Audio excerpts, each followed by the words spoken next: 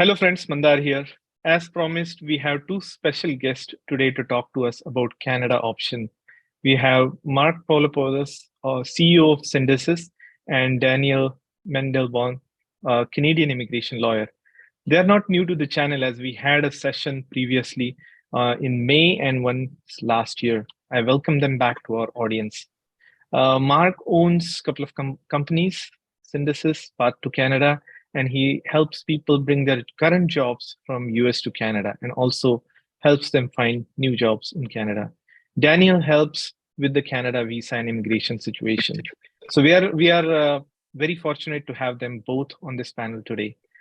Under the current immigration environment in the US and in the light of all the layoffs that are happening in the tech industry, let's find out from Mark and Daniel how Canada can provide a viable alternative to the United States. So with that, I will pass it on to Daniel. So Daniel, over to you. Thank you, Mandar. I really appreciate the invitation and the opportunity to speak to you and your audience today and take questions from you as well on some topics that are of most interest to people today. We've already done a session, as you mentioned, back in May of this year. And so I'm hoping to build off of that session to answer as many questions as you might have. So as Mandar mentioned, I'm a Canadian immigration lawyer. My firm is based in Toronto, Canada, and we primarily assist individuals with obtaining temporary work permits and permanent residency. What we're going to talk about today is how Canadian immigration works, particularly work visas, permanent residency, and the pathway to citizenship. What's really topical now is all the layoffs that have occurred in tech and how Canada is handling those layoffs, quite different than the United States. Mark, I guess you're going to come in later, talk about the ways that we can move to Canada as a tech worker, and then we're all going to have a Q&A after. That sounds good. All right. So that's a little bit about me and my law firm. You can go to our website, dmandelbaum.com, to learn more. It's all about Mark here. You can go to syndesus.com to learn more. So for a lot of the audience here, they may have a job in tech or looking for jobs with Canadian employers and technology occupations. We have a perfect program for that. It's called the Global Talent Stream. And we're going to talk about how we can use this stream to bring tech workers from the United States to Canada. So if you're working in the United States, you're on a temporary work visa, and you work remotely, Mark's going to talk to you about how he can take that remote job, same work, same employer, and move it up to Canada. What I'm going to talk to you about is how the immigration works for that. It's essentially a two-step process. First step is that the employer has to apply to Service Canada. That's a government body that would assess the labor market to determine that the employer and the position that has been offered is in one of the qualifying occupations. That process takes about 2 weeks. When you're working with an employer that was already approved, it can go even quicker. For new employers, it can take a little bit longer. Once you have an approval of the position in the company, the worker can then apply for a work permit.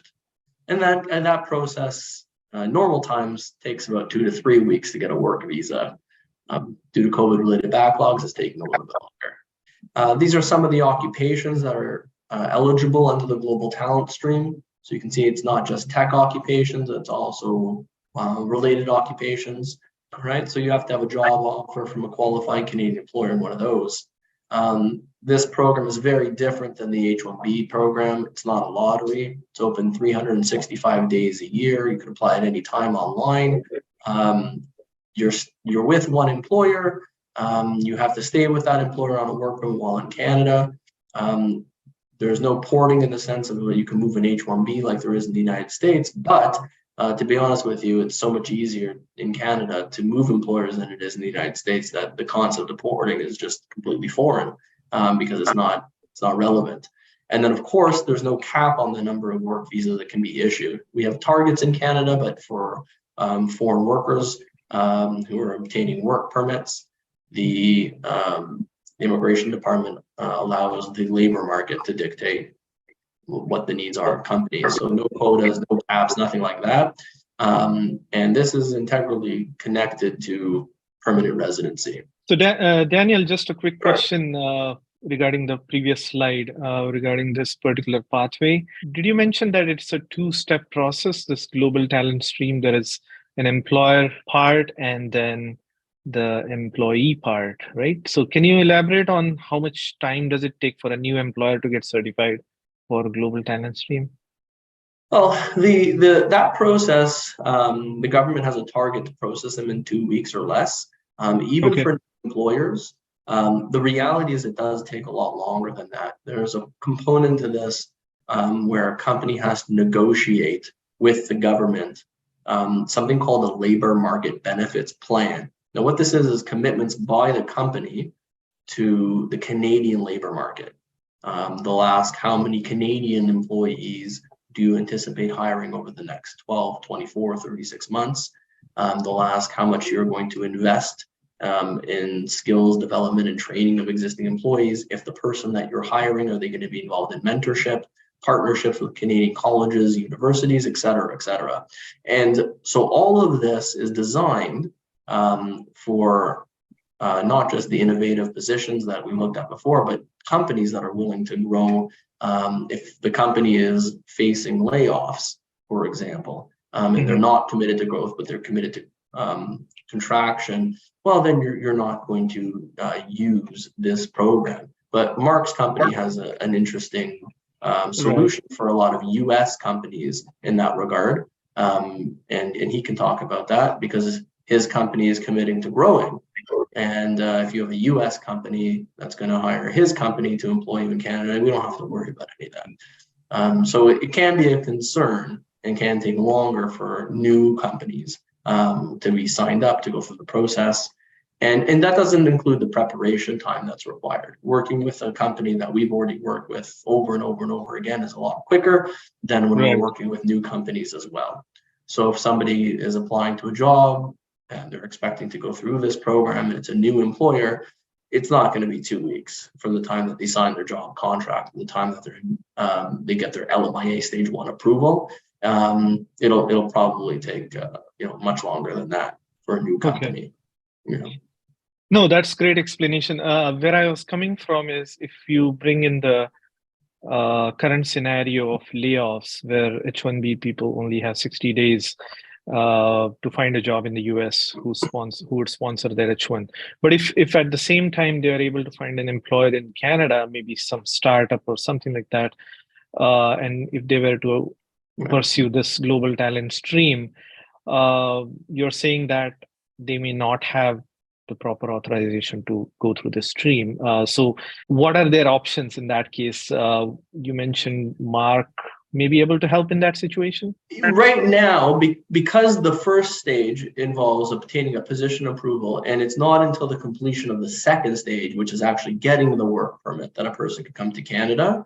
The government of Canada has a major backlog, and it's unlikely that a work visa is going to be processed for anybody in that timeline, 60 days. However, let's say somebody does obtain a new position remotely it's a remote position with a US employer within that 60 days, and they can obviously resecure their status in the US. But they don't want to go through the pain of a layoff again. And that's something I would talk about a little bit later on in this presentation. Mark is also going to talk about how, hold on a second, you've been through the challenges of the United States. Daniel's just talked about how Canada works a lot better here. Maybe you can take that remote job that you just got in the United States and put your worry aside. So I'm gonna go through maybe a little bit about how Canada's treats layoffs differently than the United States. And then you can see why maybe, even if you get that job in that 60-day window with the US company, you may still want to move it to Canada. That's a great question. A person who does have a work permit and is working for a Canadian company for 1 year, passes a language test, would qualify for a permanent residency program in Canada called Canadian Experience Class. That program, as well as a couple of others, are managed by something called Express Entry. This is a fast-track immigration program. It's designed to try to pick out the most competitive candidates. So merely qualifying for express entry isn't necessarily enough to apply. You have to outcompete others. The good news is that if a person has worked in Canada for 1 year and they have arranged employment with a Canadian company on this GTS, Global Talent Stream based work permit, they get a lot of points on our system. And those points make them more competitive than candidates who don't have that work experience in Canada, don't have arranged employment. And that's how these fit in together. So a person may look at their profile, go online and create an estimate for what their express entry score is. And they're thinking, okay, this is my score today. But if they can move that same job that they're working in the United States remotely to Canada, there's ways of increasing that score quite substantially. So that's where we come in. We try to plan for that. And then after a person acquires permanent residency, so they've been invited to apply, they submit their application, it takes about 6 months to process. You're usually looking at about 3 years of being in Canada, sometimes less, maybe 2 years if they've been here as a temporary worker. You can then apply for citizenship. And so from start to finish, a person can have a Canadian passport while not having anything to go to Canadian passport in under 5 years. It's quite quick. We have other things in Canada called provincial nominee programs. We talked about it, I think, last time a little bit. I don't want to talk too much about it this time, but the short of it is that in addition to Canada's federal immigration system, Canada's 13 provinces and territories, they can each design their own pathways for selecting skilled immigrants. And we have many, many, many different kinds of combinations of that, which I believe is in the next slide.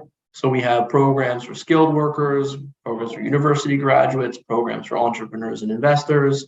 Within those programs, the government can subdivide them into streams and substreams.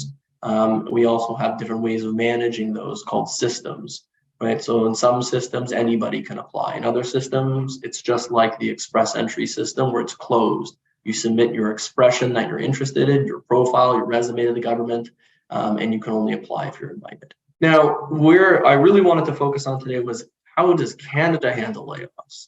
And I had an incredible conversation today with somebody. The gentleman was from Colombia. He came to Canada to work for one of the big four accounting firms as a consultant, and he was a data engineer. And because these layoffs impacted people, not just in the United States, but really globally in the tech sector, he was laid off in Canada too. But it's important to discuss, what his experience was like once getting laid off, and try to contrast that with what maybe a lot of your audience is experiencing right now while on an H1b visa in the US or an F1 OPT. So in Canada, when you're laid off, it means that you can no longer work for any other employer other than the employer stated on your work permit. Okay, so this person continues to have a valid work permit, but it states the name of the employer and the occupation. If he was just terminated from that position, obviously can't go back to work for that employer and can't work for anyone else. But his status remains valid in Canada until that permit expires, which means he can stay and continue to look for jobs. And in this person's case, he has a work permit valid until May of 2025. It's a long time to look for jobs. More than enough time in his case to find a job. What was really cool was that he got laid off and he started to apply for jobs, remote jobs across Canada, and he found a couple pretty quickly. Canadian companies were rushing to hire him. In fact, it was really funny. He got a job offer this morning, and the company didn't just send him the offer, which he had been negotiating for a week or two. They also sent him his LMIA number.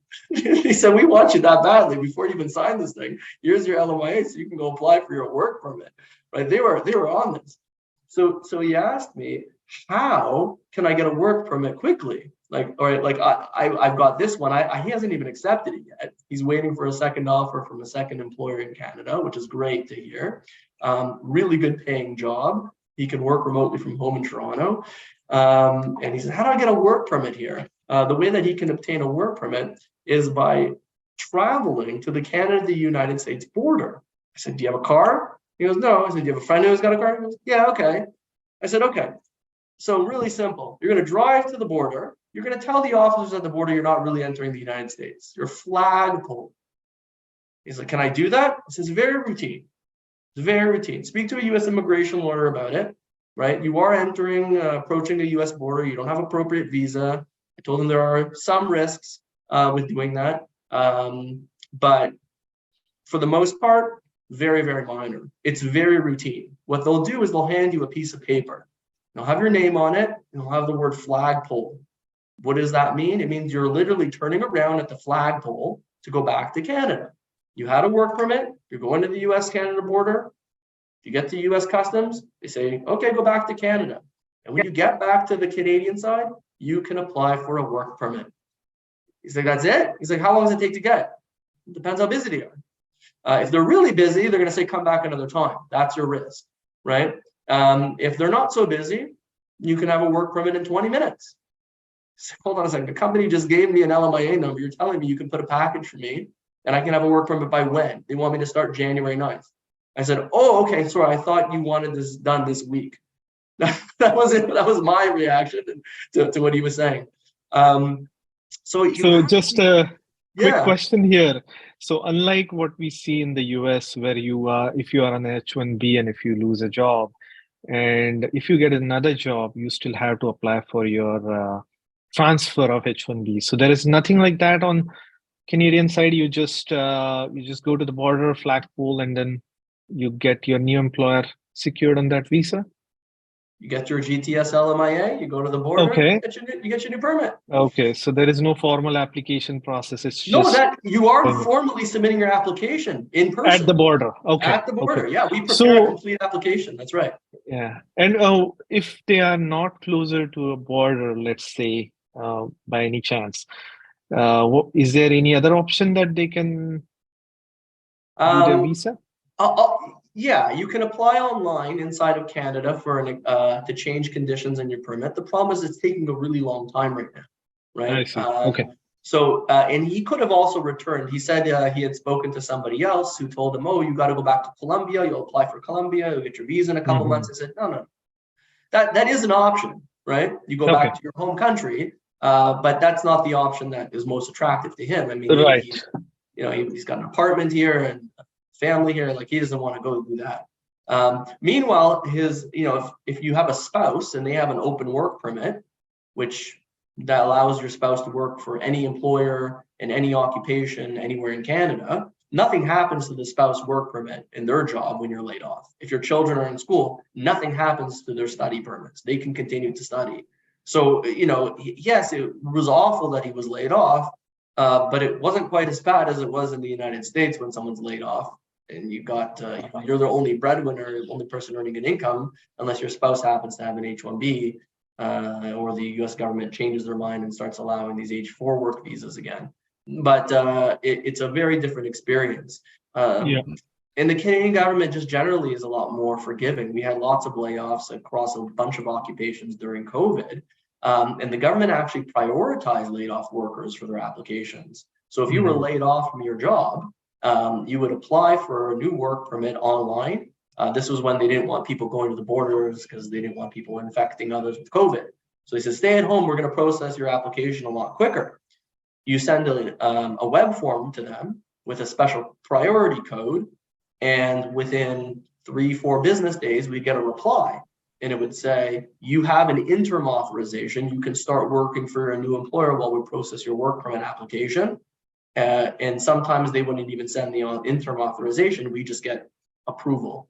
So amazing. Canada made it such that they wanted to help people. They also allowed foreign workers who were laid off the ability to access the same social supports that Canadians had, and economic supports. So Canadians were, so foreign workers who had been here were able to qualify for those benefits.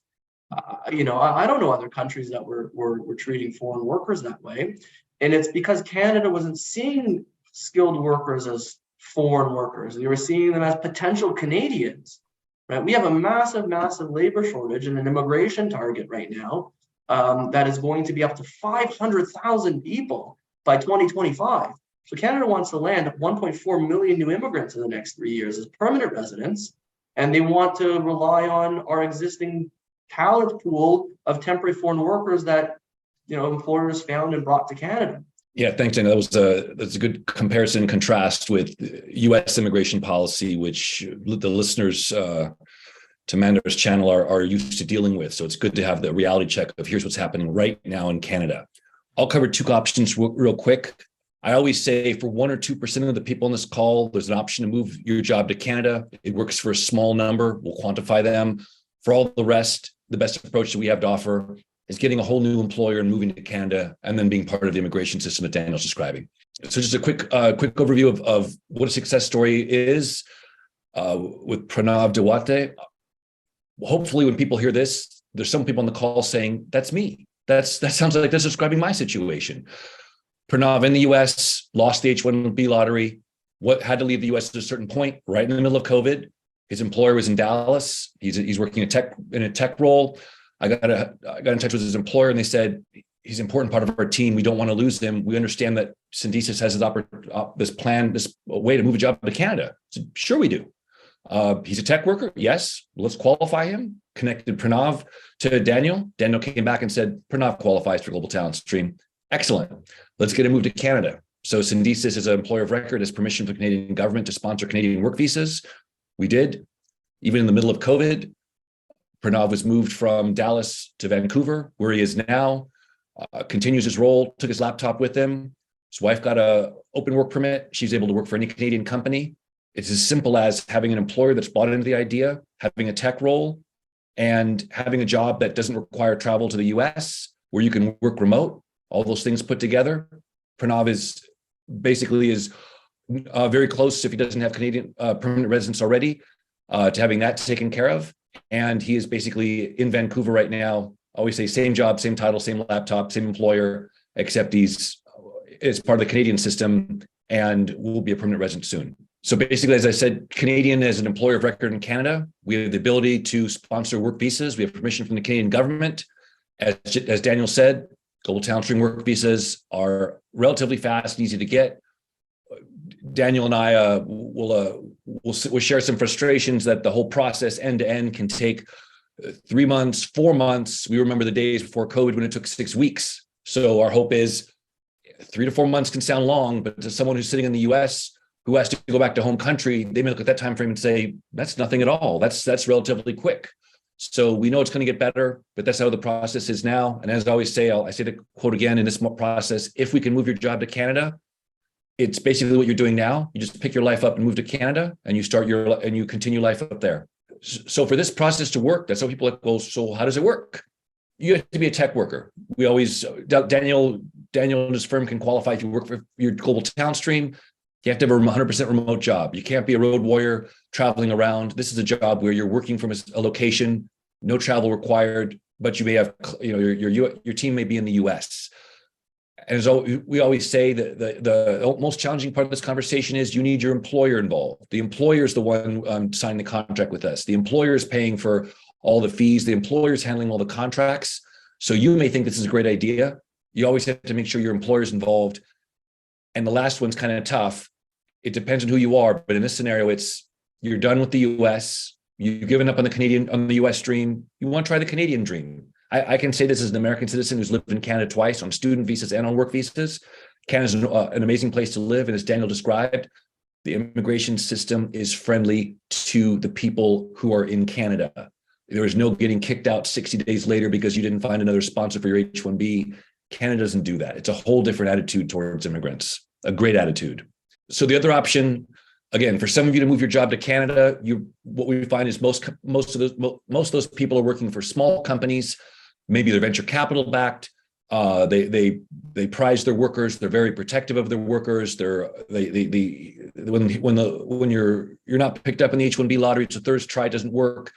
As heartbroken as you are, you have an employer that's also heartbroken saying, what can we do? That's the best scenario where when they find out about Syndesus, we can work together and get your job moved to Canada.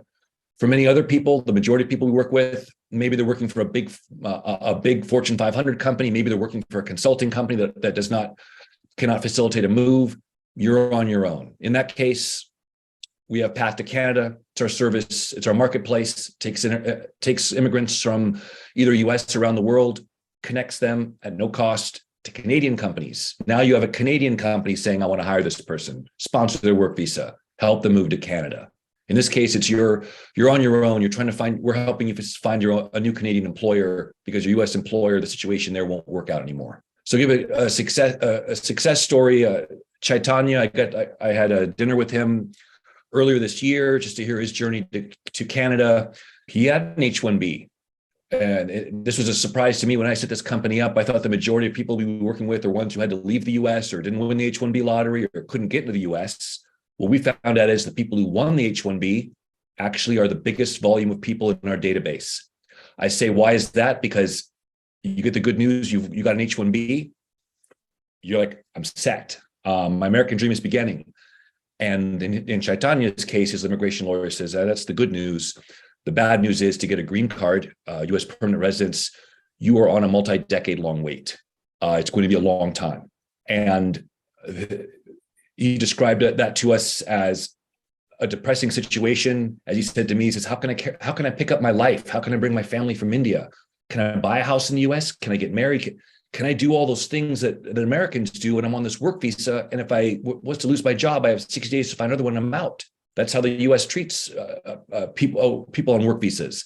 So I said, no. I said, luckily, if you heard about us on Mandar's channel here, you applied to Path to Canada. We got your Canadian job. You're sitting here in Toronto now at that job and happy. And that is the perfect scenario of what we can do. Either if someone has the H1B and doesn't want to, and looks at the option of staying and it's too many years and says there's got to be a better way, there is. Canada's definitely a better way. So this is an overview of what it is. We connect qualified immigrant tech workers. You can be in the US, you can be global, seeking to move to Canada with the Canadian companies, interview and hire them. They sponsor your work visa. I always had to say this. I said this to Chaitanya and he was still surprised. He says, Mark, I thought there was going to be a fee. I'm like, there's no fee. We don't charge the workers a fee. The company is paying a fee to get you into Canada. They're taking care of the arrangements. There is nothing involved for you. The most important thing is, do you qualify? Do you have the tech skills that a Canadian company is looking for? I'll go through this real fast. This is just a quick overview. You fill out a form online. If you qualify, if you have 3 or more years experience, if you're in a tech role, then we do video interviews. We want to make sure that you want to move to Canada. We want to make sure that you're prepared, that your Canadian salary may be less, that you're prepared that this is a permanent move. This is not maybe 6 months while your U.S. immigration lawyer tries to get you an O1 visa. This is permanent. You get there, you're into our vetted database. As we find jobs, we share them with you. If the job is interesting, you interview. If the company decides to hire you, they jump in and sponsor the entire process. Gets you to Canada. Again, these timeframes, it can take with the aftermath of COVID, it can take up to 3 months, sometimes 4 to get you into Canada. And then you get the work permit awarded, you move and you start a new life. Path to Canada, our goal is to facilitate the transfer of people from US and around the world to Canada to live permanently. In conclusion, Daniel, you shared some great ways to get to Canada. I mapped out a couple ways how to actually get the work permit, so you're not waiting for permanent residency, the work permit process. You get the work permit approved. It's just a matter of time before you get into Canada. We're trying to show different ways of how that could work, but also, as Daniel highlighted, when you look at layoffs happening, the layoffs are happening in Canada too. So we're not saying it's any easier to find a job, but if you look at a long-term strategy, I think Daniel mapped it out well. You go to Canada, if the economy turns bad, as it does cyclically, you have your work permit, you're there for the duration of the work permit, not like what happens in the US. Eventually, there's a global tech talent shortage. It's not going away. There's layoffs now. We always get past this. We're going to go right back to a place of scarce resources. There are a lot of opportunities in Canada. It is from the immigration paths that Daniel laid out, it can be a much better option for you than the US. Yeah, that is a very good example of Chaitanya. I think there are a lot of people in that same situation who would benefit from this. And good explanation, Daniel, on how these solutions can help people who are impacted with the layoffs. Not everybody, but certain population of those.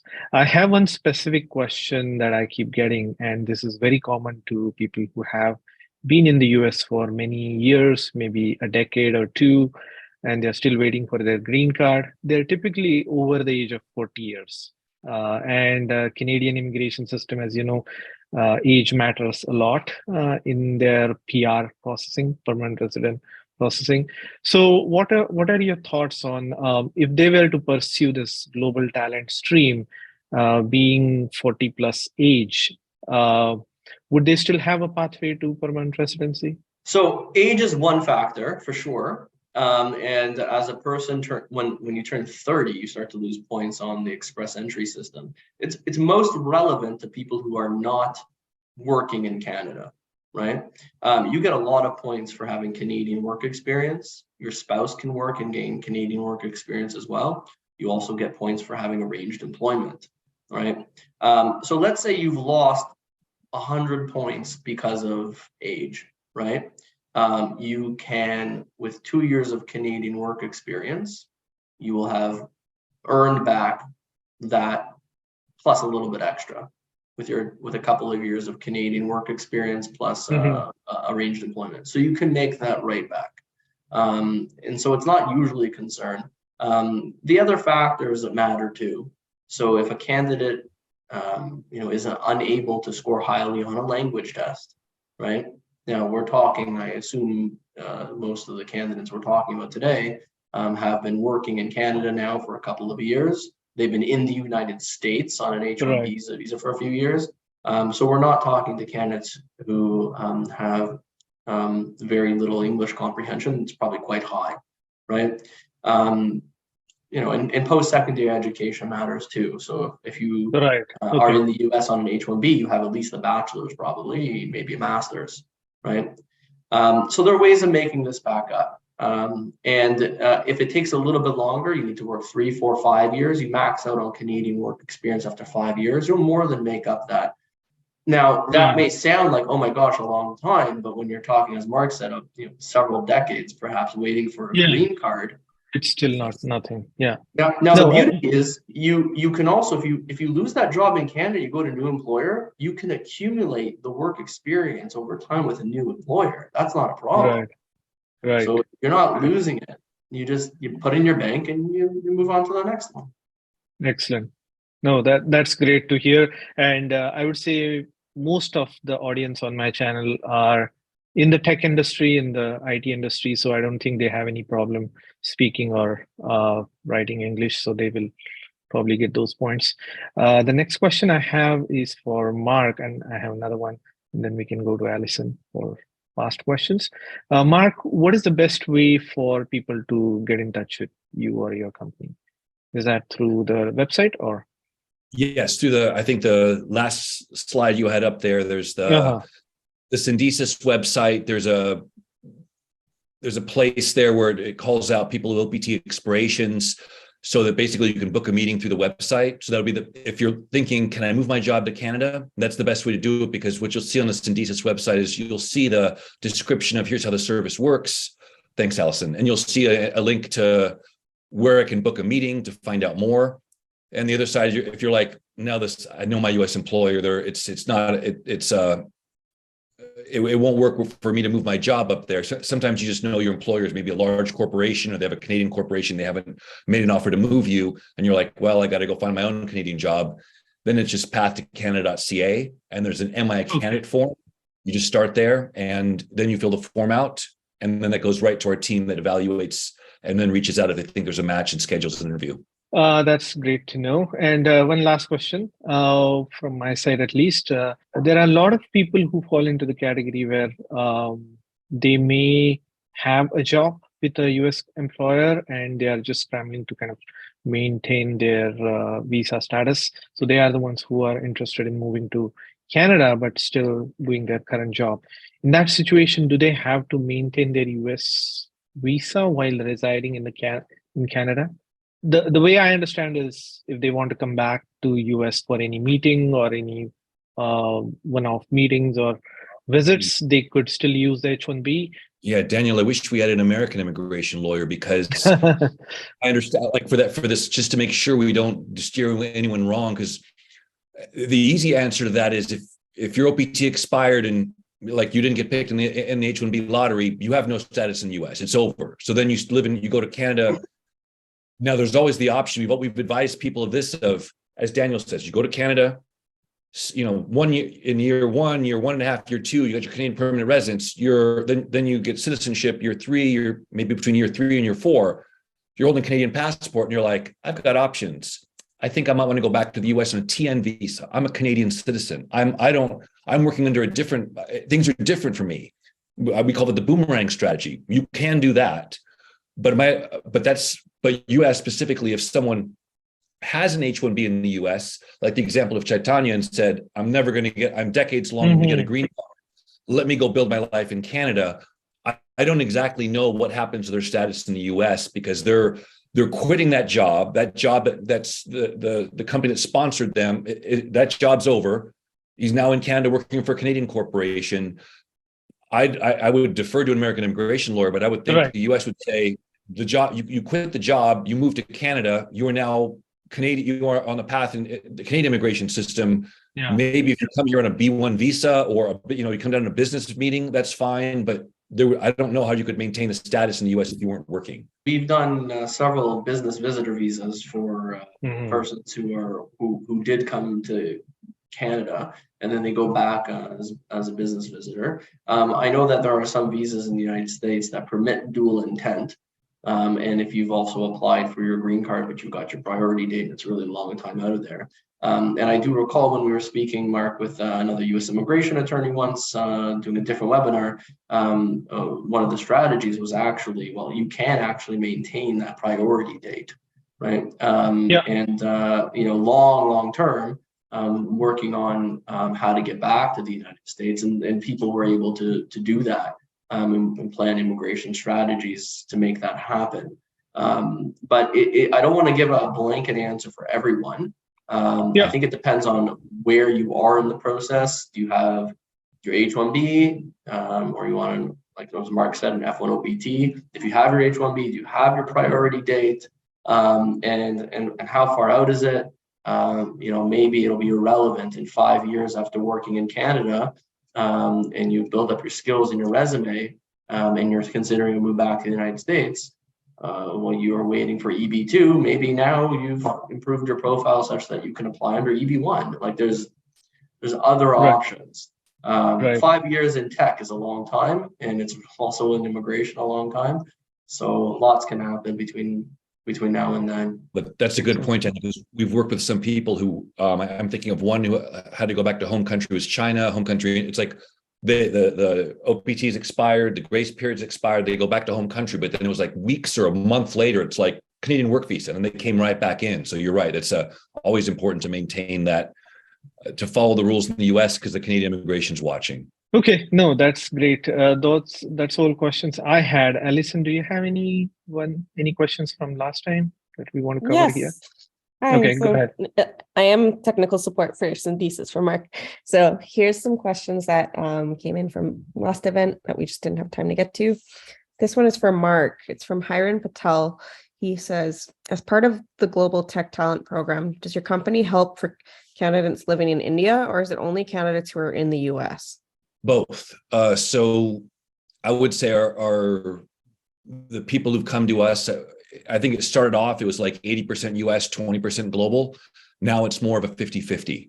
So for us, when I look at the people who moved to Canada this year, it's like straight from India, straight from Pakistan, straight from Singapore, straight from the Philippines, and then US. You could use all these different arrows from around the world, all going into Canada. So no, there's no US requirement at all through any of this process. It's just, we do a lot of marketing in the US, but also globally. Everyone's welcome. Thanks, Mark. We have another one here. I think this might be more of a Daniel question. This is from Vicus Math. He says, can your US green card holder work in Canada, or does he need any sort of work authorization or employer sponsorship? Yeah, that's easy. A US green card gives you the right to live, work, stay permanently in the United States. It doesn't extend beyond the US borders. So if a person wants to come to Canada and they have a US green card, they're welcome to come as a visitor. They won't necessarily need a visa to travel to visit Canada. But if you want to work in Canada, you have to obtain a work permit. Bao asks, for people in the US already on an H1b waiting for green card application, is there an option to stay in the green card queue while they move to Canada on permanent residency and stay in Canada until they are Canadian citizens? Yeah, I think I mentioned that we understand that that's the case, but again, that's more of a US immigration question. I don't believe you need to give up your spot in the queue. But when your name does come up, I think you have to have employment back in the United States. So if that's 15 years from now, that's not a problem for today. Ravi Nagala asks, being a Canadian citizen, how long can I stay in the US? Is there any day limits? Once a person is a Canadian citizen, if they're coming to the United States to be a visitor, they're typically authorized for 6 months. A person can extend their stay. And beyond that, they have to seek permission from US Citizenship and Immigration Services to do so. But routinely, a Canadian citizen who's seeking entry will be granted 6 months. They have to demonstrate, obviously, that they have a temporary purpose and that they can support themselves. You show up and say, hi, I'm coming to the United States. How long? 6 months. What are you doing? I don't know. You may not even get in. So it's important to know what your intent is and what you plan to do in the United States. But being a Canadian versus any other nationality, the only distinction may be that you don't need a visa to enter. And the length of time that you can stay as a Canadian is 6, not 3 months, as it is for some other visa waiver or visa requiring countries. So you have to stay a little bit longer as a visitor. If you need to work as a Canadian, there are some wonderful options. Mark mentioned this before, something called the TN visa. So somebody who is an engineer, a software engineer, gets a job offer in the United States and you're a Canadian citizen. That's a trip to the airport or the land borders. Here's my application. What's your job? I'm an engineer. Great. Come on in. Here's your TN for 3 years. You can renew it indefinitely. Getting a Canadian citizenship does have its perks, even if you want to go back to US to work after some time. So yeah, that's great. And even a Nexus Pass. I mean, people may not be aware of this, but we have a speed entry program for trusted travelers who are Canadian or American. So you get your Nexus, you don't have to wait in customs and immigration. You've been pre-cleared, show you the pass, cross the border. 2 more here, both from Pranaya Shah. First question is, how does Syndesus handle equity and stock options that are provided by a U.S. employer? The easy answer is, so into our employer of record service, we employ hundreds of mostly tech workers who work for U.S. companies, the majority of which are VC backed. So in that case, if you're starting a brand new job, let's take immigration out of it. You're starting a brand new job and you're in Canada, then we do it all the time. The U.S. company that issues the stock, we have a cross-border accounting firm that has knowledge on this. They issue the stock directly to the worker. Now, if you're moving countries, let's say you're 2 years into working for some VC-backed startup and the companies, and you don't get your H1b renewed and your OPT expires. What's happening then is, and this has happened with Syndesus. So we tell the company, like, okay, look, the person's U.S. work employment stops on a certain date. If say, for example, today is December 13th, and we got someone in on April 1st, Daniel says work permit's done, the person can start moving to Canada, and they move to Canada that day, and so they start working for Syndesus Canada on that day. On the one day before, on March 31st, their U.S. employment terminates. Whatever they vested up to that point terminates. Everything in the U.S. on that day terminates. They start in Canada the next day. It could be same job, same title, same pay, same everything. They are now crossing over to a new legal employer. So that stock option plan has to restart, and Syndesus could help facilitate that. But everything in the US stops. Your 401k, everything. There is nothing that carries over. We're mimicking the job in the US. So again, we can do same title, same job. US company wants to pay you the same amount. We can mirror it. But it's something like a stock option plan or anything that involves vesting, it stops on that date and then restarts the next day, brand new. Thanks, Mark. Okay, last quick one here, and then I'll pass back to Mander to close us off. Is the work permit type sponsored by Syndesus open or closed? Daniel, we get this question. So the work permit, for example, if Syndesus moved you from a tech startup in Silicon Valley or Boston to Canada, we are the employer of record. So with Canadian immigration, it'll say Syndesus and it'll have the person's name. It'll have our company name and Syndesus on it. So it is a closed work permit because it's tied to the company. Your partner or spouse, if you have them, they have the open work permit. They can go work for anyone. So what we usually find is people will say, okay, well, this company brought me up. I'll stay with the work permits 2 years. At year 1, you get permanent residence. You have the right at that moment to say, oh, Syndesus, thanks for bringing me up. I enjoyed working remotely for the American company. It's been great. But I'm a Canadian permanent resident, and I think I want to go work for Amazon Canada. I think I want to start my own company. I think I want to go back to school. You as a Canadian permanent resident, you have the right to do anything you want. You're free and clear to make the choices you want to make in your career, and that is the pathway that's available for you. I think I would just add one thing to that as well, Mark. Even though it's a closed work permit, I think what the audience must understand is, as you said, the employer listed on the work permit is Syndesus. So if the U.S. company has just laid you off, right? Mark, I think we've had this situation happen once or twice where a person was terminated by the U.S. company, and then I saw some magic happen by your team and worked on helping that person to find an opportunity with a different client, right? So basically the same position, the same, higher, roughly the pay. And so they were waiting for this termination. They had 30 days. And the next thing you know, oh, wait, we found a new client. You can keep working because even though it's a closed permit with Syndesus, if there is another opportunity, you can continue to work, through go back to Syndesus working through Syndesus. And that's really important. I think I maybe mentioned this, I skipped over it before. When a person is terminated, right? If there is a termination, and it has to happen that the person is terminated from the position with Syndesus. Remember how I said that work permit allows you to work only for that employer until the permit expires.